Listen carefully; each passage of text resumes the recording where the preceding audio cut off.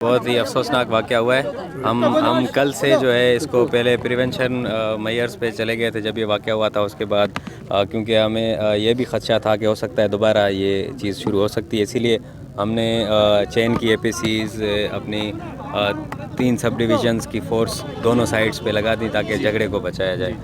तो सुबह जो है जब सुबह हमने 6 बजे से, अभी भी मैं वहाँ से आ रहा हूँ, हमने कच्चे में इन पे जीनो जोस पे रेड्स किए हैं। इनका कुछ क्रिमिनल रिकॉर्ड्स भी था, इसीलिए हमने फर्स्टली इनको चूज़ किया रेड के लिए।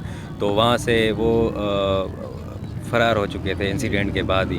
तो अभी कोई अरेस्ट बंदा नहीं हुआ, लेकिन हम जो है हमने पूरी फोर्स फुल प्रूफ सिक्योरिटी इस एरिया को दी हुई है, डिप्लाई की हुई है। पीसी चेंज भी हैं, हमारे रेड्स प्लान कर रहे हैं। अभी ये जो है इन्होंने रोड ब्लॉक किया हुआ था, ये अभी इनसे भी डायलॉग सक्सेसफुल हो गए हैं, रोड भी अल्हम्दुलिल्लाह खुल गया है। तो अभी इनकी एफआईआर भी दर्ज हो जाएगी, जिस तरह ये कहेंगे वही सेक्शंस लगेंगे।